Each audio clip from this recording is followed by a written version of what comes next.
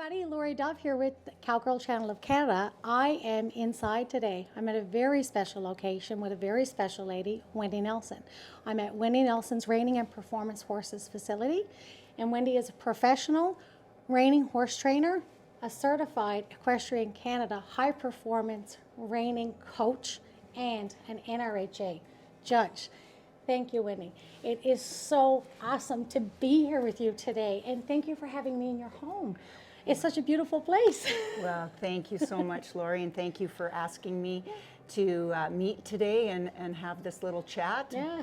And yeah, no, I'm excited. Quite happy It's to so talk with beautiful you. here. I love Thank it. Wendy, for a little bit of what the show is about, we would really like to talk about kind of like a process of where you started. So please tell us a little bit in our audience about you and how you grew up. You grew up with horses in Alberta, correct? Yes, yes. Well, my dad was a big farmer in central Alberta. Okay. We had cow-calf operation and cash crop, and so growing up on the farm, very fortunate, growing up with animals. Yeah. I think I got my first horse when I was 6. Dad was glad to kind of get a tractor and get rid of the plow horses, but he finally broke down and got me my first pony, who was in foal with an Arab, so it was a Welsh Arab cross. Her name was Midnight, and the foal's name was Flash, later called the Black Jet. And that's where it all started, you know, riding the range and up and down ditches, and I'd pretend I was a country and western singer and sing my heart out in the ditches. And Can you sing? I'm not a very good singer, but I love singing. But yeah, my horse, she didn't mind. So yeah, just living the life. It was amazing. Good. And so with your family and the upbringing and, you know, having that lifestyle of, because we're blessed, right? If we get that opportunity to grow up and be outside in the fresh air and, you know, not the opposite life, it's something that you take with you as you go through life, right? Like, so you have that recollection and all those muscle memories and the smells and the sense of as you go through life. And so what was some of the things as you started to grow up and what led you to where you ended up going to school? Well, you know, growing up with animals, it just gave you this sense of responsibility and commitment. And I think that's where my very strong sort of mindset started. You know, I've always been very independent, and it was not so easy on my parents sometimes because I was a little bit of a one of those fear factor, wanted to do it and try it all. We love really kind of challenging our parents. Yeah, and I started out gym canning, you know, like most of us country girls do before we get into the performance world. And so it was all speed events, and even on the back of a cowhide, doing the cowhide race, and my mom and dad, they'd be like this, and I can't believe she's doing this. But and my girlfriend Christine, she'd pick me up in the horse trailer, and away we go to the Lyndale Gymkhanas, and that's where it all started. And then, you know, I was a cadet as well, so I loved the life of the military and cadet, and I was in that till I was 19 and met the Duke of Edinburgh and got the Duke of Edinburgh Award when I was 19 and almost went reg force, but my love for horses, it just pulled me towards that career, and I went to Olds College and did the equine management, equine science program 2 years. It sure was. It was a great program. And there is a couple of other colleges across Canada for that, but that was, I think, a very special It sure program. was. Yeah, and it covered all the aspects of the industry and put out well-rounded horsewomen. Yes. And I'm very thankful, because that was the start of it all. Because from there, that's when my career started. I did my first reining clinic with Craig Johnson, who to me, Craig was the turning point of the reining style in the 80s to that soft, willingly guided performance. Beautiful, and that inspired me so much. And then Johannes Orgeldinger, he's our past AQHA president, he'd come to Olds College to buy some of the quarter horses there for export, and I was lucky enough to be one of the girls that showed him the horses, and he offered me a job, and myself and another gal, friend of mine, Kim McKinney, away we went. We graduated and went overseas and worked for Johannes as grooms and assistant trainers for his trainers. That must have been an experience. It was amazing. Yeah. Very thankful I got Because that opportunity. you get to experience a whole other culture. Yes. You're still in the horse industry, and I tell people all the time when you travel, I'm like, I always go somewhere where there's a horse, but you get to experience the culture of how they interact with the horses. So is it much different than here? You know, it is a very horse orientated, you know, Europe, Yes, that's where yes, it all yeah, started. yeah. And, well, except, you know, we had horses here too in the Wild West, but the reining, well, my ex-husband and I actually were very instrumental in forming the NRHA in Germany in the early 80s. Wow. And we had exported a lot of the Oklahoma Futurity finalists and champions to Europe. Right. And so they have a very strong reining horse, cutting horse, cow horse industry over there. And even today, I think it has some of the world's best bloodlines because they bought all the best and bred the best. And yeah. So you were there at an early age. So college happened for you pretty well directly out of high school. Yeah. Went to Olds and then headed overseas. Did that. In that period of time, was there anything that you were like, okay, I think I'm going to turn back and go do something else? No. No, I've always known progressing. what I wanted to do. Yeah. I did take a little bit of a break when I got back from Europe. I was there for about 7 months, and you know, starting out in the horse industry, it's hard work, not so much money, but you know, that's how we all started. It's an education, 100%. And you have to, you know, earn your status and work very hard to get to where we, you know, want to be. So I think I worked highway construction for a few months, made some, you know, flag girl, a little bit of packer driving, and made some fast money. Outside though? Outside, working on the highway for a few months, and then I got my first job offer for a gentleman, Bernie Holtzel, in Ontario. Right. Because he started the export to Europe, and he asked me to come and look after the place. I'd met him in Europe at one of the shows when I was working there. And so I started working for Bernie. Yeah. And I was supposed to work for John Miller, actually, for the Alberta Breeders Group when I came back. And I was so excited about that. And he had called me, John, and said, you know, Bernie Holtzel's looking for you. He needs an assistant. And I said, okay. And he goes, Wendy, don't miss this opportunity. And he was right.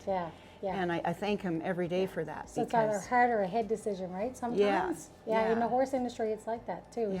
You feel it in your heart. So needless to say that I ended up working for Bernie for, you know, a year, and then we started going out and so forth. We got married, and we have two beautiful children. Beautiful. And we were together for about 16 years, and we made a lot of wonderful experiences together, and in the industry grew together, and he was a great horseman. I learned a lot from him, and so wonderful. And you're still very active and at everything that you like. It's just a build, right? So as you're building through it, like, was there some challenges that you faced too, like from that point of college and like starting out in the industry, and then to where you are now? Because now where you are, you're very comfortable, very successful. And still always striving. We're still always working at everything that we're doing. But was there something in there after that point in your life that was a challenge? Well, I mean, as mothers as well, working full time, that was hard to balance it all, because I had two daughters, you know, right in the two beautiful daughters with now two beautiful grandchildren. Love it. And it was difficult, but I have to give so much credit to the wonderful young equestrians that worked for me. I couldn't have done it without them. I had wonderful girls and boys that worked for me and mentored under me and worked by my side so hard, and I couldn't have done it without them. So we still to this day need, you know, young upcoming equine enthusiast kids. I believe in that 150%, we need them. if not more. It's so important. And just to touch on that a little bit, you know, I know yourself, you're a certified coach, and you started off with Equestrian Canada. It was Equine Canada, it's Equestrian Canada now. Equine Canada, programs. And I'd just like to touch a little bit on that with you, because I myself did the programs as well, and to beginner coach. And I loved that program, and I feel so deeply drawn to it in even my horsemanship and what I teach now, which is a little bit more of a different, it's my own personal philosophy. but my basis was always from that training I got there. So Yeah. I think that was one of the biggest things too.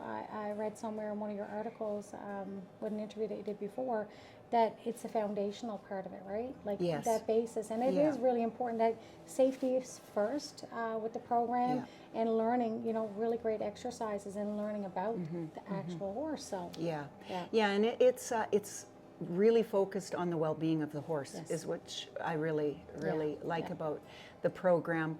And getting involved with Equine Canada, I was in the private sector for quite a few years before I became an EC coach. Right. And I'm so glad I did, because it really has a great program for instructional techniques. Right. I love to teach. Yeah. And I have to thank, you know, Equine Canada for the education on the teaching techniques, whether it's mental or physical. As far as training goes, though, that you have to learn in the private sector industry. Work for the best of the best, And work ride. for those trainers, ride, Get in the saddle. get in the saddle, sometimes fall off, get on, but no, in the early years. But yeah, there's nothing like getting right in the industry with the top professionals of whatever discipline you Well, are exactly, going. and that's how I'm sitting here talking to you, because your name got thrown at me throughout my upbringing and my career and through Equestrian Canada's programs. Wendy Nelson was a staple of conversations when I talked to people about not just the Western coaching program that they offered, but also about reining. So your name was heard lots before I ever met you, and I think that was kind of an interesting point of how we actually initially met. Was I contacted you about an event that I was having for a friend of mine, Barbara Schulte from Brenham, Texas. She was coming up to Canada and Ontario at my house, and I contacted you to be one of the coaches to represent the western end of Canada. Right. And you actually were unfortunately scheduled for something else for that event time, and you sent me to another EC coach. Yes. So yeah, so Barb and I and you, we all are kind of just like very accidentally connected, but it's so funny because women like that is the reason why I'm sitting here with you today. Yeah. And ditto. Yeah, and you know, it's Thank so you. funny because it's that program and like where we are and how we get through the stages, what we're doing in our lives. It's the networking, it's the women supporting women and so forth. But yeah, I love that we had that little bit of an accidental networking and connection with Barb. But so Wendy, tell us a little bit about what you're currently doing right now. Like I know you're currently leaving to go out of town to go do some stuff, and you're very active. You've run events here, and you have horses in for training. You have performance horses that you compete with. Tell us and tell our audience a little bit about what you're currently doing in your career.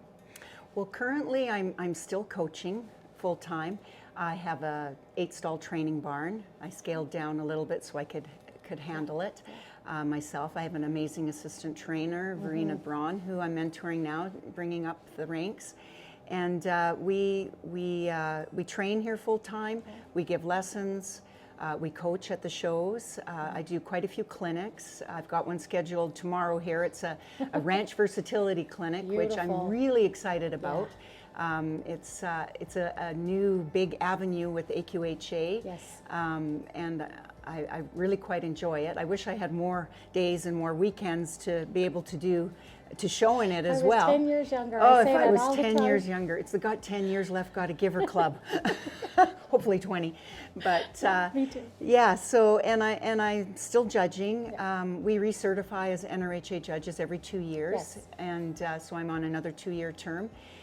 So I've got some shows scheduled all summer to judge and in the fall, as well as we've got some great Reining Alberta South Branch regional shows and our classic shows, our big NRHA shows here in Red Deer. So it's going to be a full year of horsing around. It's funny, hey, how we schedule, like, and it's, you know, when it kind of starts, it never ends really. Your turnaround, the shows, the events, the traveling. 12 months goes by so fast. It does. It just, like, it's a blink and we're through the year and we're planning the next year, Yes. right? Right now, are you competing yourself? I am. I still really enjoy showing the 3-year-olds. orientating more now towards 4-year-olds. I like that extra year. I started the Reining Alberta 4-year-old maiden futurity, so it's for 4-year-olds that maybe weren't strong enough to compete as a 3-year-old, maybe had an injury, maybe the individual wanted to give the horse a little more time to learn, and so it's a class for 4-year-olds that haven't been shown as a 3-year-old in any futurities or anything over $1,000 added open. Wow. So yeah, 3 and 4-year-olds really enjoy that. And of course, coaching the non-pros and the youth coming up and our green reiners, our newbies coming in. Tell us a little bit about what you would give as some advice for some up-and-coming young trainers. One thing I would really recommend, and it's learn by doing, is when you're training, train with both hands. Okay. Sometimes ride your horse with your left hand, sometimes with the right. Left, right. Reason being is you'll strengthen both sides. I mean, the traditional, you ride with the left hand and rope with the right. Well, I was always right-handed, and I had an accident, not horse related. I was at a horse show, and my brother-in-law and sister took me in his big Peterbilt. He was one of my sponsors, and I jumped out of the truck in the parking lot to tell another customer where we're going to park to unload the horses, and I forgot I was in a semi-truck. I thought I was in a pickup, and I fell out and rolled across the parking lot. And I remember my sister looking at me, laughing at me. What are you doing now? And just the excitement of being at the show. It was in Idaho, at the biggest little derby in the West. I had completely severed my spinata. I bet. And 2 partial, whatever the name of that tendon is right there, and 2 partial tears. And so I was in agony for a long time. Almost had to have the surgery. To repair it. To repair it. My husband now, since 20 years, wonderful man, Dr. Robin Dolman. He's a chiropractor here in Calgary, does active release technique, and he keeps me riding. And I'm very thankful. I need to visit lucky. with him. So he's amazing, and so that's why I had to switch to my left hand, which was very difficult for me because I had muscle memory of almost 30 years riding with my right. All of a sudden I had to ride with my left. Well, I was always right side dominant, and I controlled the whole horse with the right side of my body. It took me 2 years to learn to ride left-handed, but it really improved my performance and the balance of my horses. So now I tell my students, sometimes left hand, right, switch up and learn, because it's different angles. Being right-handed, being a right-handed person, I have to constantly talk to my left hand and my left leg. Before you actually go off and jog off, like think about where your jog is, think about where you're riding, see it finished. So you become very active in your mind of what you're doing. And the balance is, it's all about health, wealth, and happiness, right? The health of the horse, the happiness of the horse, and yourself, and then that gives you wealth. And wealth isn't about anything financial. It's about you can keep growing and building, right?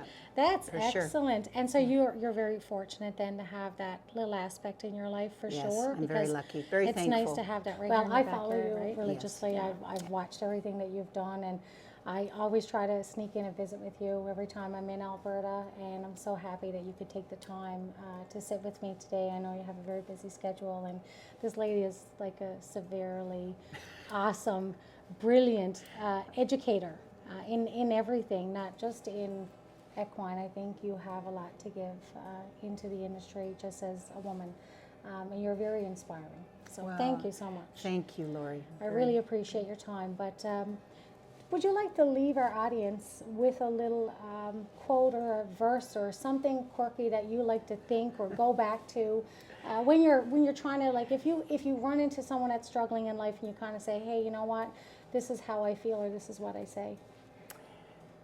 I always say patience is a virtue. And it's all in the getting there. You know, just enjoy the ride. You know. I love it. Beautiful. Thank you so much. Thank you for everything. Wendy's going to give us a little bit of a tour of the place, and we're going to get to visit with some horses outside. So have a watch for the end of the video. We're probably going to do a little bit more. And for all the information about Wendy and her facility here, we'll have all that in the link as well. And we're going to actually probably add in a little bit there about some of the performance stuff that she does in regards to, we'll add the NRHA website and information. If you feel like you'd like to contact Wendy about any of the information that she has, she's a wealth of knowledge in regards to the industry, and I'm very, very, very proud to sit alongside such a beautiful woman. So thank you again. Thank Really you. appreciate it. Thank you, Lori. Thank you. A natural ranch horse appearance. Forward, free, flowing and ground running.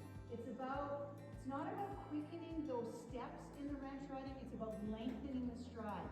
So getting connected with your horse, sit, and think about driving your horse forward with your hips and making them reach, okay? That's where those would be credit earning maneuvers. And you can lengthen the stride with it. And it's all in our